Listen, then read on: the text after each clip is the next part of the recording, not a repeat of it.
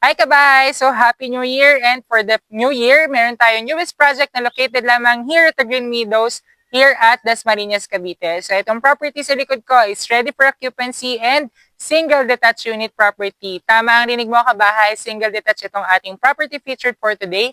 It has a lot area of 204 square meters and total developed area of 292.19 square meters. Tara, check natin ang ating property.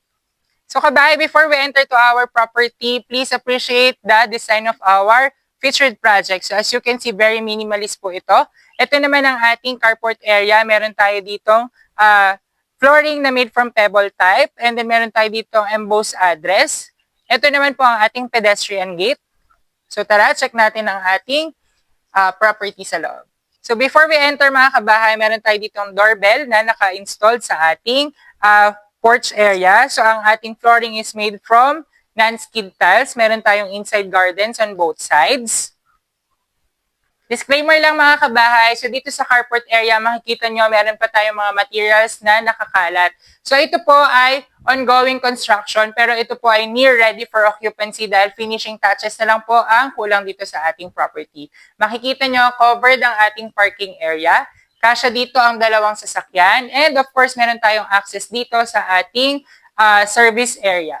So dito sa ating right side ng property, meron tayong setback area and makikita nyo ang fence natin is mas mataas sa akin dahil ito po ang height limit requirement dito sa ating village. Meron tayo ditong flooring na made from non-skid tiles. Meron na rin tayo ditong mga nakaabang na water supply for your tank kung preferred nyo po maglagay ng water tank. And meron tayong access dito going to the kitchen area. Of course, meron tayo ditong laundry area. Meron na rin ditong nakaabang na outlets and water supply. So, syempre, single detached ang ating property kaya meron pa tayong another access dito sa left side. So, ito naman ating setback dito. Meron pa rin tayong mga pocket gardens. And meron tayo ditong sliding door access going to the dining area.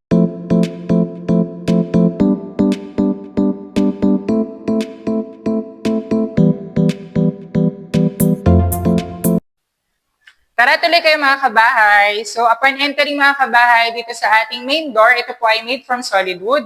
Meron tayong keypad lock na nakalagay. And then meron tayo ditong open layout sa ating ground floor. So as you can see, ito ang living area natin. May accent tayo dito sa ating ceiling which is made from PVC. Ang ating wall po dito is meron din pong accent para sa inyong backdrop pag naglagay kayo dito ng television. So mga kabahay, we're now here at the dining area. So as you can see, open layout po ang ating dining area.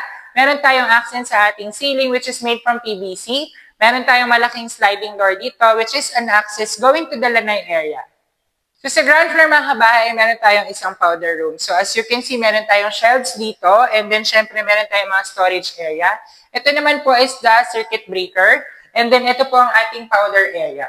So sa powder area, makikita nyo, napaka-spacious nito. Meron tayong complete na fixtures dito which is the toilet seat, the lavatory, mirror, and then yung mga storage for the yung toiletries. So dito naman tayo mga kabay sa kitchen area. So as you can see, meron tayo dito mataas na kitchen countertop.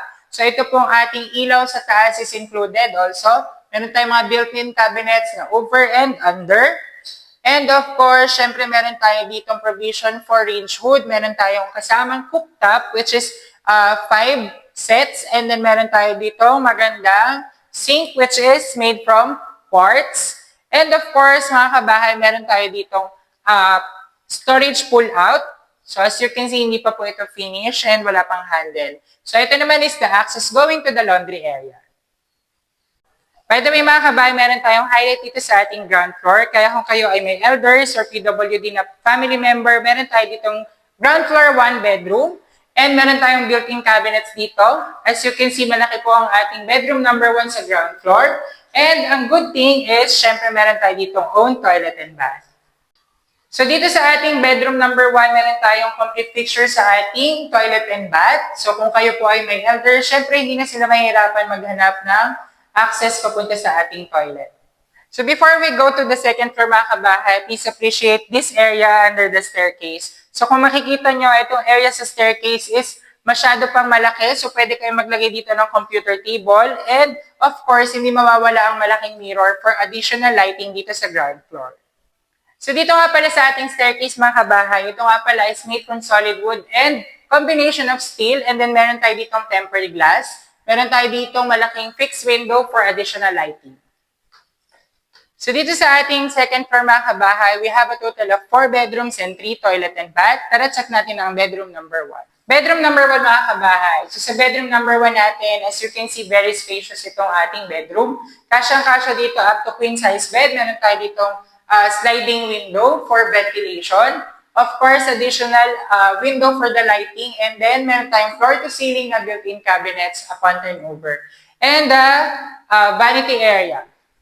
We have one common toilet and bath here at the second floor, mga kabahay. So, as you can see, complete pictures po ito with shower enclosure. Meron tayong toilet seat, lavatory, and the shower head. Of course, another set of mirror.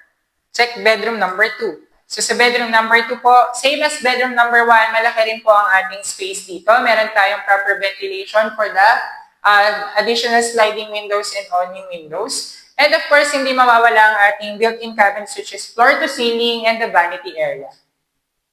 Ito naman ang bedroom number 3 natin mga kabahay. Ang kaibahan po ng ating bedroom number 3 sa bedroom 1 and 2, bukod sa malaki rin po ito, meron itong sariling toilet and bath on the side. Pero syempre, itutur ko muna kayo dito. So, meron tayo dito enough space for your double to queen size bed. Meron tayong floor to ceiling na built-in cabinets and the vanity area. On this area naman is the own toilet and bath dito sa bedroom number 3. Tara, dito na tayo sa master's bedroom mga kabahay. So, as you can see, sobrang laki ng ating space. Kasyang-kasya dito up to king size bed. And of course, hindi mawawala dito ang area papunta sa ating balcony. Meron tayong another highlight dito na wall accent, which is place for your entertainment showcase. Another highlight tayo mga kabahay dahil meron tayo dito walk-in closet and owned master's toilet and bath. So ito ang vanity area natin mga kabahay. Katabi niya ang built-in cabinets natin, which is floor to ceiling ang height. And of course, on the left side is the master's toilet and bath with jacuzzi. So we're now here at the master's toilet and bath mga kabahay. So as you can see, complete pictures tayo dito. Meron shower enclosure and another highlight, merong jacuzzi on the right side. Check na natin mga kabahay ang ating balcony area. So sa balcony area natin makikita nyo, meron tayo ditong steel railings and meron tayo dito included na tempered glass. Malawak po ang ating balcony area. Pwede kayo maglagay dito ng coffee table. Nagustuhan mo ba kabahay ang ating property featured for today? Again, this property is amounting to 20 million. You only need 100,000 to reserve this property. So if you are interested to view this property, please send us a message at 0916-518-4710. This is Bon Tapawan of Exosia Properties, your PRC, and this is the accredited salesperson. Thank you for watching and Happy New Year!